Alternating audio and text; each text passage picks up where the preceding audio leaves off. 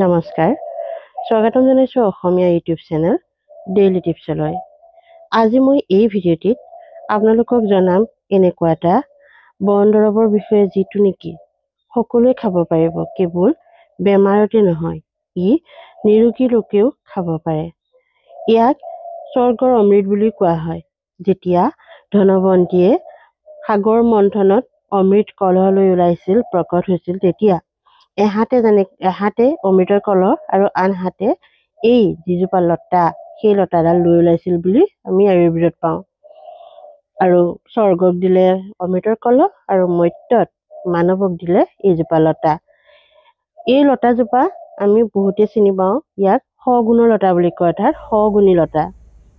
হিন্দীত গিলৈ বুলি কয়, সংস্কৃতত ইয়াক অমৃতা বুলি কয়, অৰ্থাৎ অমৃত। গিলৈ এক ইমিউনিটি বুষ্টাৰ। আমাৰ ইমিউনিটি শক্তিশালী কৰাত একদম 100% সহায় কৰে। কিন্তু এই গিলৈ বিষয়ে বহুতে বহু ধৰণৰ মত প্ৰকাশ কৰা দেখা যায়। কিছুমানে এই গিলৈ বিষয়ে বহুতখিনি বেয়াকৈও কোৱা যায়। গিলৈ কি কাৰণতনো বেয়া আৰু কি কাৰণত আমি ইয়াক খাব নালাগে, এই সবিশেষ মই এই ভিডিঅ'টিত জনাম। ভিডিঅ'টি মনোযোগেৰে চাব, সম্পূৰ্ণকৈ চাব।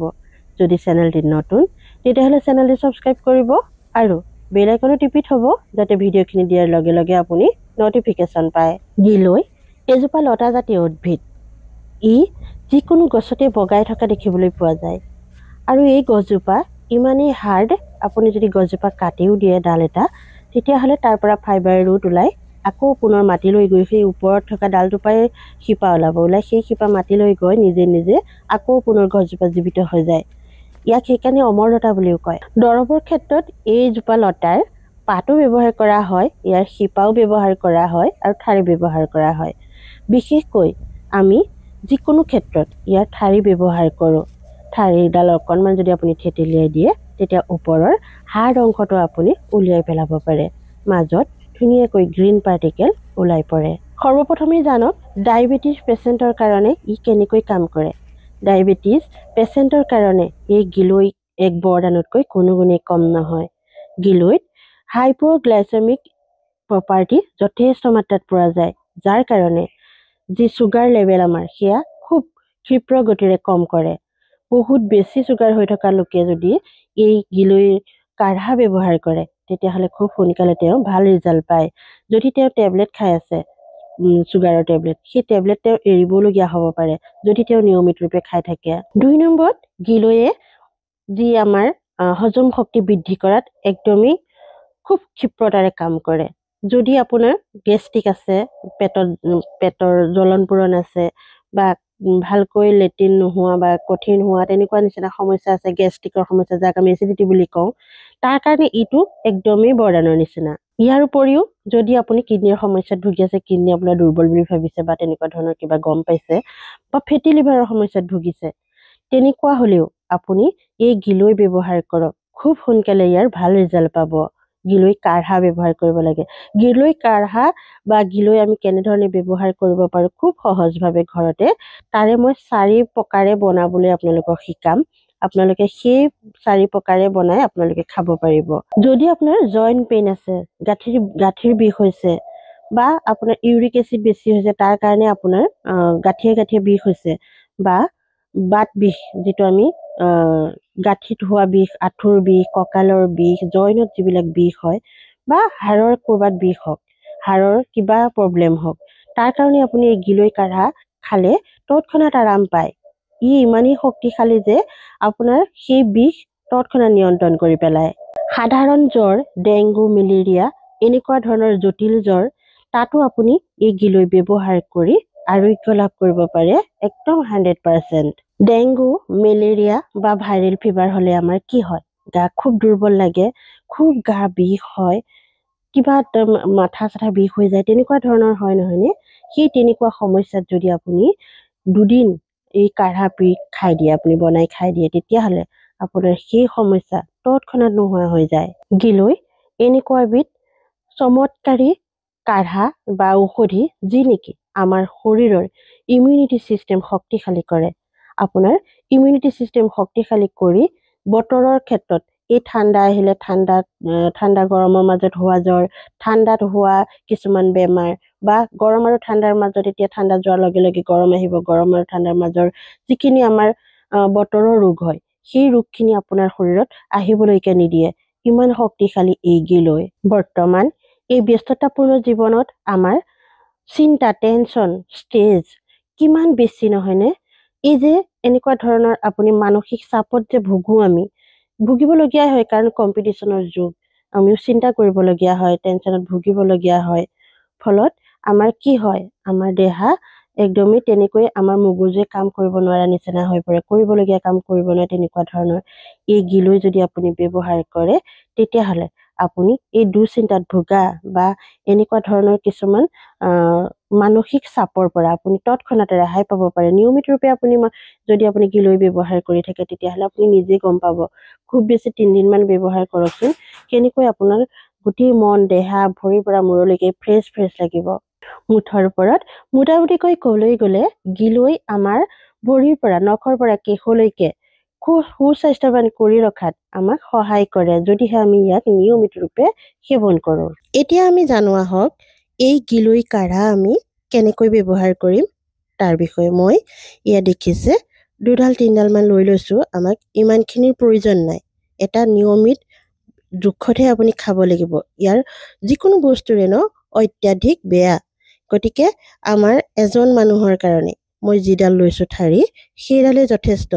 ইয়াতকৈ ডাঙৰ ল'বলৈ কোনো প্ৰয়োজন নাই। যদি আপুনি 2-3জনৰ কাৰণে বনাইছে, 2জনৰ কাৰণে বনাইছে, তেনেকুৱা 2ডাল ল'ব সিমান জোখৰ। আপুনি ধৰক খুব বেছি 5 চেণ্টিমিটাৰ বা 5 ইঞ্চি জোখৰ ল'ব এজনৰ কাৰণে। তেনেকৈ 2জনৰ কাৰণে আপুনি তেনেকুৱা 2 টুকুৰা ল'লে, 3জনৰ কাৰণে 3 টুকুৰা লৈ এয়া দেখিছে মই অকণমান এনেকৈ থেতেলিয়াই দিলোঁ। থেতেলিয়াই দিলে কি হয়, মাজৰ যিডাল ওপৰত যিটো বগা অংশ দেখিছে, ব্ৰাউন কালাৰৰ যিটো অংশ, সেইটো আঁতৰাই দিব লাগে আচলতে। সেইটো হ'ল ছাল। সেই ছালচটা দিব নালাগে, মাজৰ গ্ৰীণ অংশটো উলিয়াই দিব লাগে। মই চাব কেনেকৈ ধুনীয়াকৈ উলিয়াই লৈছোঁ। এয়া দেখিছে, লাহে লাহে আঁতৰাই দিওঁতেই সেই ছালচটা এৰাই গৈছে। তাৰপিছত এয়া গ্ৰীণ পাৰ্টিকেলটো খুব সুন্দৰকৈ ওলাই পৰিলে নহয়নে? আমাক এইকণেই লাগে। ইয়াক আপুনি ইচ্ছা কৰিলে মিক্সিত অকণমান পানী দি ধুনীয়াকৈ মিক্সিত মাৰিও ল'ব পাৰে। যদি মিক্সি আছে তেতিয়াহ'লে মাৰি ল'ব, যদি নাই তেতিয়াহ'লে কি কৰিব, এগিলাচ পানী ল'ব। সেই পানী গিলাচত আপুনি সেই ঠাৰিকেইডালৰ লগতে এটুকুৰা হালধিও ল'ব। অকণমান হালধি দিব পাৰিলে ভাল, যদি আপোনাৰ আছে। মোৰ আছিলে, সেইকাৰণে মই দিবলৈ লৈছোঁ, কাৰণ মই খাই থাকোঁ। সেয়ে মই নিজৰ কাৰণে বনাওঁতে ভাবিলোঁ আপোনালোকলৈ ভিডিঅ'টো আগবঢ়াই দিওঁ। ইয়াত দিবলৈ যদি আপুনি পাৰে কেঁচা হালধি ল'ব। কেঁচা হালধি ধুনীয়াকৈ বাকলি গুচাই টুকুৰা কেইটা কৰি লৈ থেতেলিয়াই ইয়াৰ লগতে আপুনি পানীত তিয়াই থৈ দিব 1 ৰাতিৰ কাৰণে। যদি আপোনাৰ নাই তেতিয়াহ'লে কিটচেনৰ যি হালধি তাৰে অকণমান দি দিব। হাতৰ টিপাত আপোনাৰ যিমান কণ আহে, বেছি দিবলৈ দৰকাৰ নাই। কেঁচা হালধি হ'লে আপুনি এটুকুৰা সম্পূৰ্ণকৈ দিব পাৰে। তাৰপাছত আপুনি কি কৰিব, 1 গিলাচ পানী ধোৱাকৈ ধুনীয়াকৈ তাতে পৰিষ্কাৰ পানী দি 1 গিলাচ কৰি আপুনি 1 ৰাতিৰ কাৰণে সুন্দৰকৈ ঢাকন মাৰি ৰাখি দিয়ক। তাৰপাছত পিছদিনা পুৱা সেই পানীখিনি আপুনি কি কৰিব, এটা চচপেনত ল'ব। এয়া দেখিছে এনেকুৱা হৈ যাব। পানীখিনিও একদম ধুনীয়াকৈ গ্ৰীণৰ নিচিনা, অকণমান গ্ৰীণ বুলি নহয়, অকণমান তেনেকৈ ঘোলা ঘোলা টাইপৰ হৈ যাব। ইয়াৰ ৰসখিনি যিহেতু তাতে হালধিৰ সৈতে মিহলি হৈ যায়। তাৰপাছত আপুনি কি কৰিব, সেই গিলাচ পানীৰ লগতে আৰু এগিলাচ পানী দিয়ক। দি সেইখিনি ভালদৰে উতল আহিলে আপুনি একদম গেছৰ ফ্লেম অফ কৰি দিব, বা জুইত গৰম আছে যদি জুই কমাই দিব। তেতিয়াও মিমিকৈ জুই জ্বলি থাকিব আৰু কমকৈ এয়া উতলি থাকিব। এনেকৈ উতলাই আপুনি কি কৰিব, ইয়াৰে সমানে এগিলাচ পানী যে 2 গিলাচ দিলোঁ আমি, তাৰে এগিলাচ পানী নাইকিয়া হৈ যাবলৈ দিব। যেতিয়া এগিলাচমান ৰ'বগৈ, তেতিয়া আপুনি জুই ফ্লেম নাইকিয়া কৰিব, নুমাই দিব। তাৰপিছত আপুনি সেইখিনি ঠাণ্ডা হ'বলৈ দিয়ক। যেতিয়া কুহুমীয়া ঠাণ্ডা হ'ব, কুহুমীয়া হওঁতেনে আপুনি চেকি লৈ সেইখিনি খালী পেটতে খাই দিয়ক। তাৰপাছত এয়া মই কেনেকৈ বনাইছোঁ আৰু 2 নম্বৰত সেইটো চাই লওক। এইটো পদ্ধতিৰে যদি আপুনি বনাই ৰাখিব পাৰে, তেতিয়াহ'লেতো অমৃতৰ নিচিনা কাম কৰিব, একদমেই গুণকাৰী। আপুনি কি কৰিব, এনেকৈ এটা প্লাষ্টিকৰ বৈয়াম ল'ব। সেই বৈয়ামটোতে তেনেকৈ টুকুৰা কৰি, মই সৰহ পৰিমাণে লৈছোঁ দেখিছে, এইখিনি সুন্দৰকৈ প্ৰথমতে ধুই লৈছোঁ। তাৰপাছত মই সেইখিনি থেতেলিয়াইছোঁ ধুনীয়াকৈ। থেতেলিয়াই দিলে কি হয়, ওপৰৰ মোৰ হাতত দেখিছে ইয়াৰে আঠা হয়, ইয়াত আঠা আছে। মই গোটেই সৰহকৈ কৰিছোঁ যে মই হাতে পাতে গোটেইখন ডাঙৰ এটা শিল লৈছোঁ আৰু সেইটোৱে থেতেলিয়াইছোঁ। থেতেলিয়াই কি কৰিছোঁ, ইয়াৰ বাকলিটো এনেকৈ এৰুৱাই দিছোঁ। এয়া দেখিছে মই ধুনীয়াকৈ উলিয়াই ল'লোঁ। তাৰ পাছত লৈছোঁ মই দুটুকুৰা হালধি। এই হালধি দুটুকুৰাও বাকলি গুচাই খুব সুন্দৰকৈ টুকুৰা কৰি থেতেলিয়াই ল'লোঁ। যিহেতু গিলৈ ঠাৰিৰ পৰিমাণটো বেছি, সেইকাৰণে হালধিও বেছিকৈ ল'লোঁ। তাৰপিছত এটা চচপেনত পানী দি সেইখিনি হালধি দি খুব সুন্দৰকৈ আগৰ নিচিনাকৈ উতলালোঁ। তাত আমি বহুত বেছিকৈ পানী দিছিলোঁ। ইয়াত যিমান পানী দিছিলোঁ আধা আঁতৰাইছিলোঁ। ইয়াতে যিমান পানী দিম তাৰে 4 ভাগৰ 3 ভাগে উৰি যাবলৈ দিম, এভাগহে থাকিবলৈ দিম। সিমানকণলৈকে কম জুইত ধুনীয়াকৈ আমি এইখিনি উতলাই ল'ম। তাৰপিছত ধুনীয়াকৈ এখন কাপোৰেৰে, কটন কাপোৰেৰে এইখিনি চেকি ল'ম। মই চেকিছোঁ, এয়া দেখিছে ধুনীয়াকৈ লাহে লাহে এইখিনি মই চেকি ল'লোঁ। তাৰ পাছত এইখিনি এটা চিচাৰৰ বটলত খুব সুন্দৰকৈ ভৰাই আমি বহুদিনলৈকে ফ্ৰিজত ৰাখি ব্যৱহাৰ কৰিব পাৰোঁ। ফ্ৰিজ নহ'লে আপুনি 3-4 দিনলৈকে বনাব থ'ব পাৰে। ফ্ৰিজ থাকিলে আপুনি 2 সপ্তাহ 3 সপ্তাহলৈ বনাই থৈ দিব পাৰে ফ্ৰিজত ভৰাই থ'লে। এনেকৈ বটল এটাত ভৰালে ধুনীয়াকৈ। তাৰ পাছত ৰাতিপুৱা আপুনি শুই উঠিয়ে খালী পেটতে, এতিয়া ঠাণ্ডা দিন যিহেতু, ঠাণ্ডা দিনত এগিলাচ কুহুমীয়া গৰম পানী ল'লে তাতে আপুনি ইয়াৰে একাপৰ ইয়াৰ জুচ দি দিলে, ৰস দি দিলে, যিখিনি আমি বনাই থৈছিলোঁ কাঢ়া, সেয়া দিলে। তাৰপিছত সেই গিলাচ আপুনি ৰাতিপুৱা খালী পেটতে খাই দিলে। মাত্ৰ একাপৰ দিলেই হ'ল ডেইলি। তাৰপিছত আপুনি এনেকৈ আপুনি ঘৰখনৰ আটাইকেইজনকে খুৱাব পাৰে। যদি আপুনি গৰম দিনত খায় ঠাণ্ডা পানীতে দিও আপুনি খাব পাৰে। যিহেতু গৰম দিনত আমি ঠাণ্ডা পানী খাই ভাল পাওঁ, যদিও বেয়া। যদি পাৰে কুহুমীয়া খাব, আপুনি খাই ভাল পায় যদি, নহ'লে ঠাণ্ডা পানী দি খাব। ই আপোনাক কাম কৰিবই। 3 নম্বৰ যিটো আমি পদ্ধতিয়ে বনাম, সেইটোৰ কাৰণে মই এই যে বৈয়ামত লৈছিলোঁ সেইখিনি থেতেলিয়াই, তেনেকৈ মই চচত ল'লোঁ। সেইখিনি মই গৰম কৰি বটলত ভৰাই ৰাখিবলৈ ক'লোঁ। এইখিনি লগে লগে আপোনাক খাবলৈ ক'লোঁ। এতিয়া আমি এইখিনি বনাওঁতেই কেনেকৈ বনাম এয়া চাওক। বৈয়ামত ৰখাখিনি, বৈয়ামত ৰাখিবলৈ মই তেনেকৈ 2টা টুকুৰা হালধি সুন্দৰকৈ এয়া কাটি ল'লোঁ। কাটি লৈ এইখিনি তাতে দি দিম। একো কৰিব নালাগে, থেতেলিয়াবলৈ প্ৰয়োজন নাই ইয়াত, তাত দিবলৈ। আমি যেতিয়া সিজাবলৈ লৈছিলোঁ তেতিয়া থেতেলিয়াই দিছিলোঁ। তেতিয়া ৰসখিনি যিহেতু তৎক্ষণাত বনাইছোঁ বস্তুটো, তেতিয়া ৰসখিনি সুন্দৰকৈ মিলি যাব। সেইকাৰণে এতিয়া ইয়াত আপুনি থেতেলিয়াবলৈ প্ৰয়োজন নাই। এইখিনি আপুনি লাহেকৈ তাতে দি দিয়ক। এইখিনি যে আমি এতিয়া এনজাইম বনাম।